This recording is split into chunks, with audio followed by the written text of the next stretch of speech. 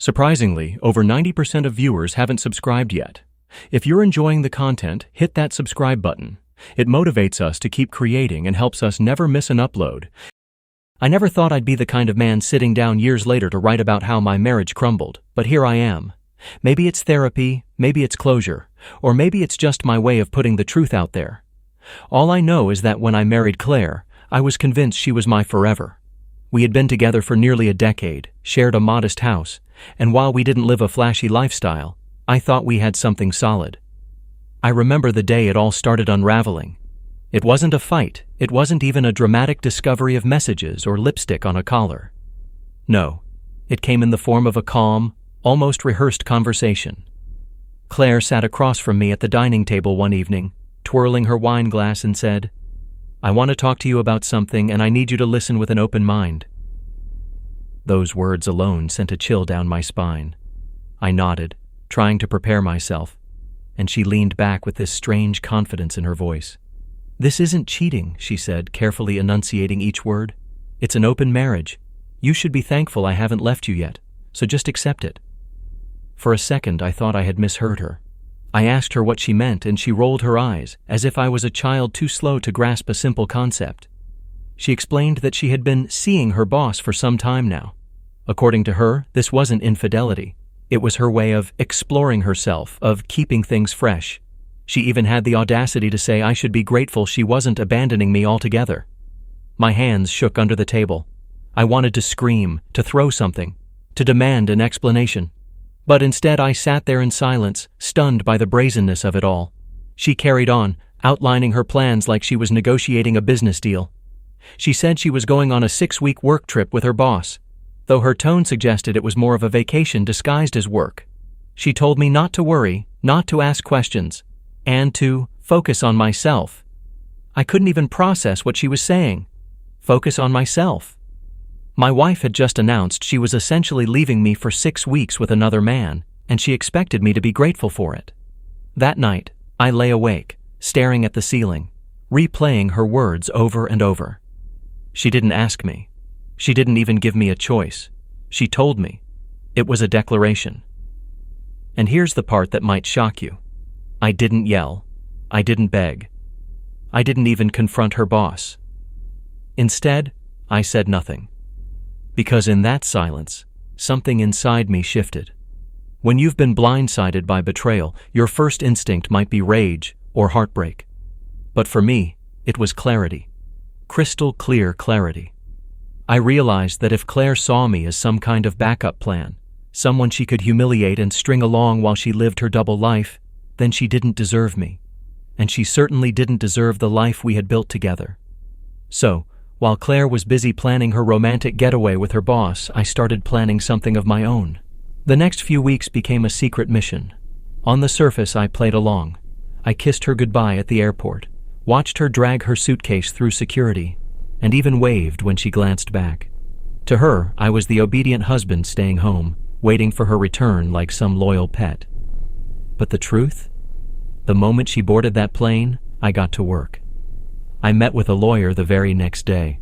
I'd already suspected Claire had been reckless, and my lawyer confirmed that the evidence I had, bank statements, odd work, trips, and some messages I had quietly collected, would be more than enough to prove infidelity in court.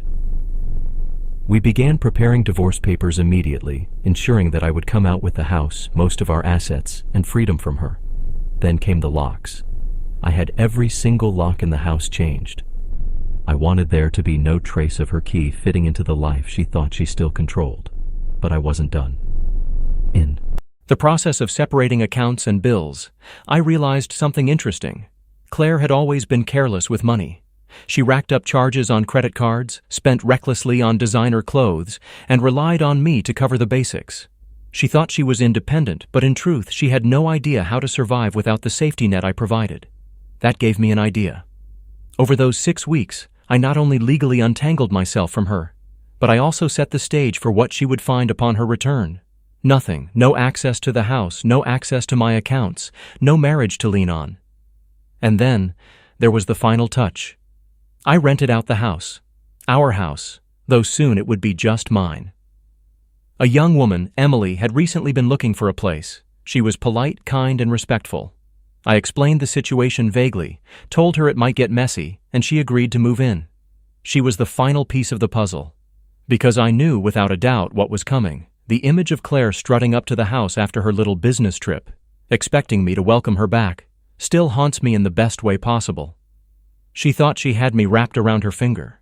She thought she could leave, use me, humiliate me, and then slide back into her comfortable life as if nothing had happened. But what she found instead was Emily. And when Emily opened that door, stared her dead in the eye and said, "This is not your house. Get out or I'll call the police." Claire's world collapsed in that very moment. But that's just the beginning of what happened next. I wasn't there the moment Claire came back, at least not at first. I had imagined it 100 different ways. Her confused face, her false confidence evaporating when the key no longer turned, the sudden shift from arrogance to panic. But the reality was far better than anything I could have dreamed up. Emily, my tenant, told me about it afterward. She had just gotten home from work when Claire came marching up the driveway, rolling her suitcase behind her. Emily said she could hear Claire humming to herself, probably rehearsing the speech she thought she was going to give me about how her sacrifice had been worth it, how I should be grateful she was still my wife after her little adventure. But the moment Claire shoved her key into the lock and it didn't budge, things started to unravel. She tried again. Nothing.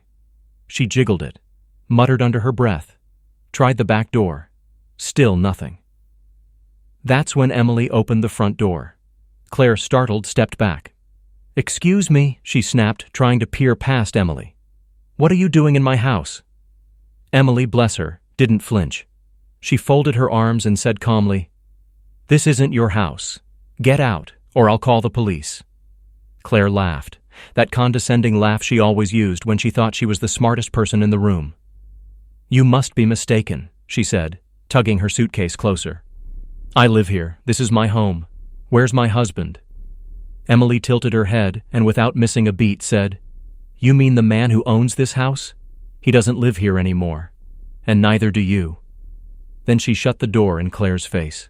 When Emily recounted this to me later, she said the sound that followed, the frantic knocking, the muffled shouting, lasted a good 15 minutes before Claire gave up.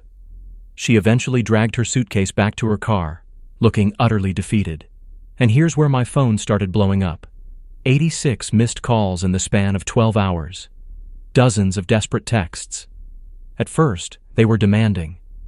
What is going on? Why are the locks changed? Who is that woman? Then they turned manipulative. "We need to talk. Please don't do this. I still love you." Then came the threats. "You can't do this to me. You'll regret it. My lawyer will hear about this." But the one that really made me laugh was, "Be reasonable. It was just 6 weeks. Stop being so dramatic." 6 weeks. As if that was the issue. I didn't answer a single one. Silence was the sharpest weapon I had, and I wielded it perfectly. The next day, I finally allowed myself the satisfaction of seeing her reaction in person. I knew she'd come back to the house again, hoping to catch me there, and sure enough, she did. I parked my car across the street, hidden enough to watch. She stormed up the driveway like she owned the place. Her hair was disheveled, her clothes wrinkled from travel. The confident, polished woman I had once known looked frayed around the edges. She pounded on the door again, shouting my name. Emily opened it once more, this time with her phone in hand. "I told you," she said firmly. "This isn't your house. You need to leave or I'll call the police." "I'm his wife," Claire screamed. "This is my house too." Emily didn't budge. "Not anymore. The paperwork says otherwise." And with that, she closed the door again. Claire spun around, scanning the street, and for a terrifying second, I thought she'd spot me. But she didn't. Instead, she slumped onto the curb, pulled out her phone, and started typing furiously. I imagined the group chats lighting up, her family, her friends, spinning the story to make herself the victim. Later that night, my suspicions were confirmed. Her mother called me. Normally, I'd ignore, but curiosity got the better of me. I answered, and before I could say a word, she launched into her tirade. "How dare you throw Claire out like some stranger? After everything she's done for you, this is how you repay her?" I almost laughed out loud. "Everything she's done for me?" I repeated. "You mean like abandoning our marriage for 6 weeks to play mistress to her boss?" There was a pause. A long, telling pause. Then her mother sighed and said, "Marriage isn't perfect. Men cheat all the time. Why can't you just forgive her?" That was the moment I realized Claire had been raised to believe she could get away with anything. Her mother wasn't shocked. She wasn't even embarrassed. She treated it as if it was normal, expected. I calmly replied, "Because unlike you, I have self-respect." Then I hung up. From that moment, I cut them all off. But Claire wasn't done. The following week, I received a letter, handwritten, messy, clearly done in a rush. It was Claire begging me to meet her in person. She wrote about how she had made a mistake, how her boss had misled her, how she had realized she always loved me. The words were hollow. But part of me was curious. I wanted to see her face when she realized she had lost everything for good. So I agreed to meet her at a cafe downtown. She showed up looking far from the confident woman she once was. There were bags under her eyes, her makeup was uneven, and she looked smaller, like the weight of her choices had finally caught up to her. She slid into the chair across from me, her hands trembling slightly. "I just want to explain," she began. I leaned back and let her talk. She spun this grand story about how her boss had promised her things, how she thought exploring herself would make her appreciate me more, how she never meant for it to go this far. Finally, she leaned forward, tears welling in her eyes, and whispered, "I don't want to lose you.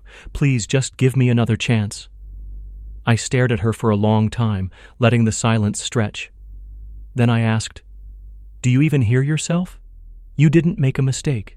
You made a choice, over and over, and now you're just mad that you lost the game you were playing." She reached for my hand, but I pulled back.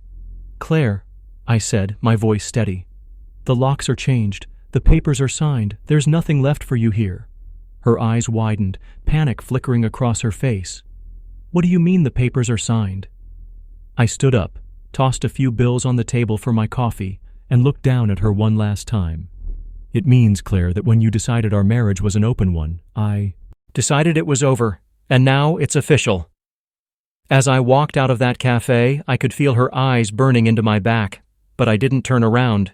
For the first time in years, I felt truly free, and that was only the beginning of her unraveling. Because the harder she tried to claw her way back, the more she discovered just how thoroughly I had erased her from my life. When I walked out of that cafe, I felt like a weight had been lifted off me. For years, I had been the one carrying our marriage, making sacrifices and putting her happiness above my own. Now, for the first time in a long time, I was free. But freedom for me meant destruction for her. Claire didn't take my silence or the signed divorce papers as final. Instead, she doubled down. The texts didn't stop, they just changed in tone. One day it was, "Please, I'll do anything to fix this." The next day, "You'll regret treating me this way. You'll never find someone like me again." But I didn't respond. I didn't need to. She was unraveling all on her own. And soon I started to hear about it from other people. A mutual friend called me one afternoon, hesitating before speaking. "Hey, I don't want to get in the middle of things, but Claire's been telling everyone you kicked her out for no reason. She says you replaced her with some younger girl and are trying to humiliate her." I laughed. "She left me for her boss for 6 weeks. That's not exactly me being the villain." There was a pause. Then the friend said quietly, "Yeah." I figured. Her story didn't add up. People are starting to see through her. That was the beauty of it. I didn't have to expose her lies. She did that herself. The more she tried to play the victim, the more holes appeared in her story.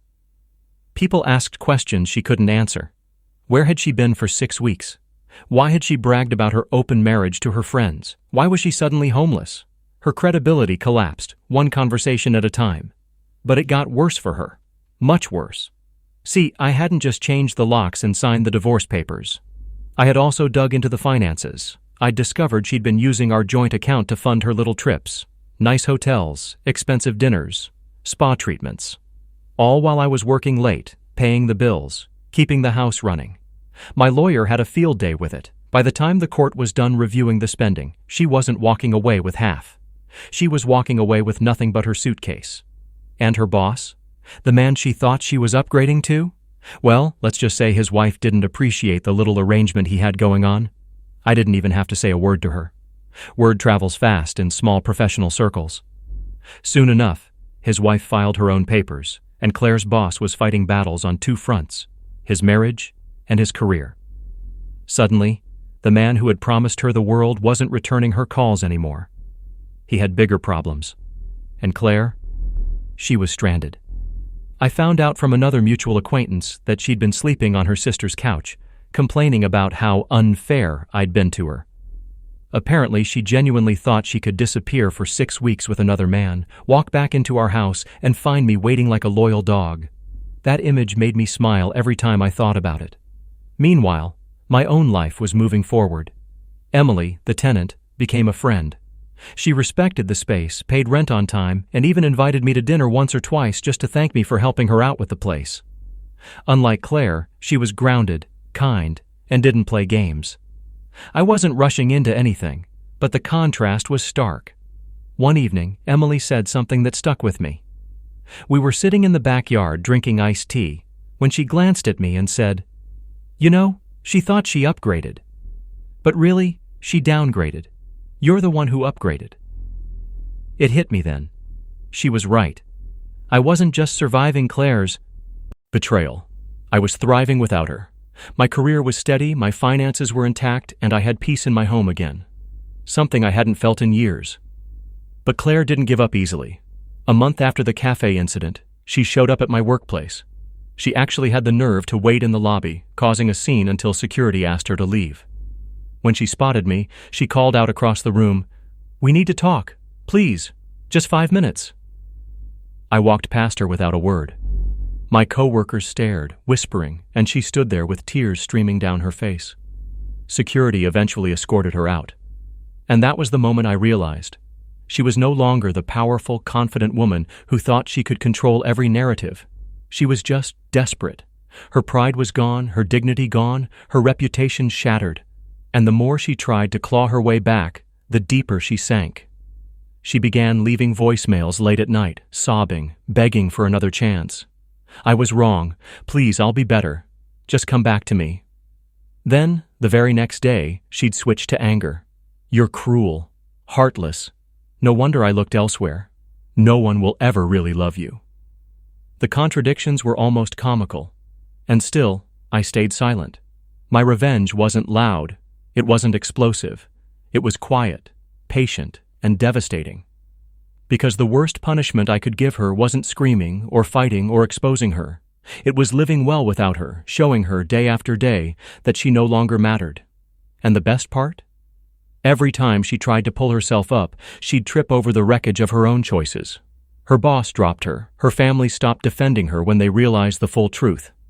Friends distanced themselves because they didn't want to be dragged into the drama.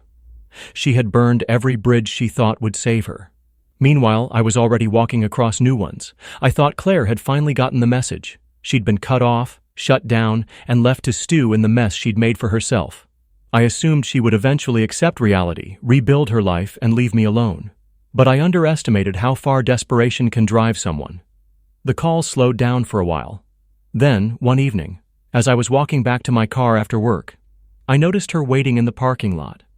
She was leaning against my car, arms crossed, her eyes red from crying. "I just want to talk," she said before I could even speak. I sighed. "Claire, we've been over this. There's nothing left to talk about," her voice cracked. "Please, I don't have anyone else. My family's turned on me. My friends won't pick up and he—" She paused, swallowing hard. "He doesn't want me anymore. I have nothing. I just want us back. Please." For a moment, I almost felt pity. Almost. But then I remembered the smug way she had told me about our open marriage, as if my feelings didn't matter. I remembered the weeks of silence while she was gone, the joint account drained to fund her little adventure, the betrayal behind my back. So instead of pity, I gave her honesty. "You had me. You had a home, a life, and someone who loved you. You chose to throw it all away. That's not on me, Claire, that's on you." Her face twisted, tears spilling. She opened her mouth, but I unlocked my car, got inside, and drove away without another word. In the rearview mirror, she was just a shrinking figure in the lot, looking smaller than I'd ever seen her. That was the last time I spoke to her directly. But it wasn't the last time she tried. Over the next few weeks, she escalated in other ways. First, she tried showing up at the house, banging on the door, yelling my name. But Emily, calm and firm as always, called the police the moment she refused to leave. Claire ended up with a trespassing warning.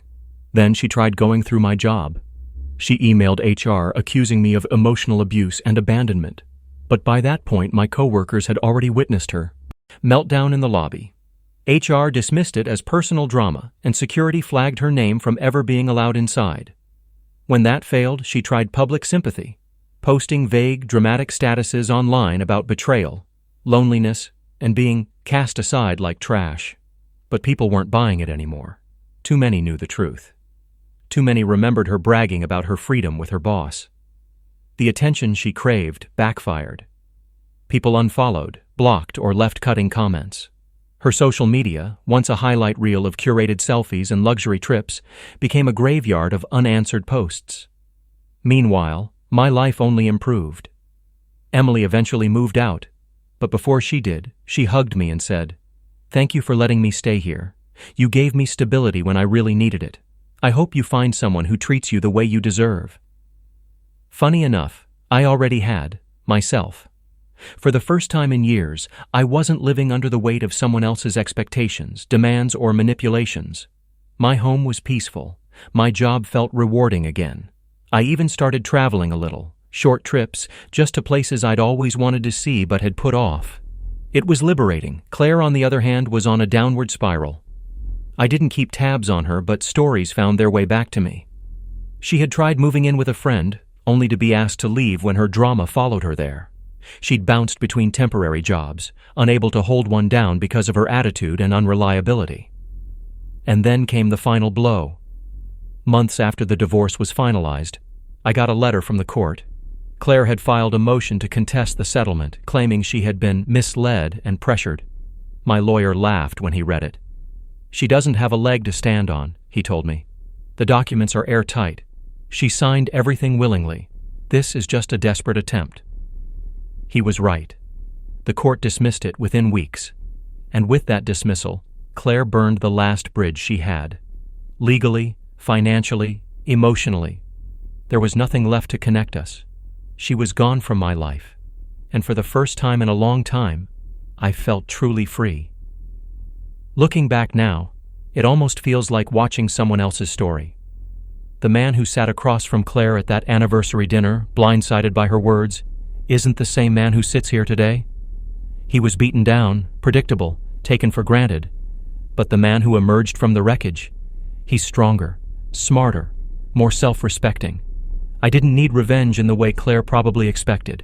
Screaming matches, public shaming, or petty retaliation. My revenge was simpler, quieter, and far more powerful. I built a life without her. A life she'll never be part of again. And every time I think about her standing on that porch, shocked as Emily told her she no longer had a home here, I can't help but smile. Because in that moment, Claire realized something she'll never forget. The man she dismissed as boring and predictable was the one thing she should have never underestimated. And now, she's just a lesson I'll never need to relearn.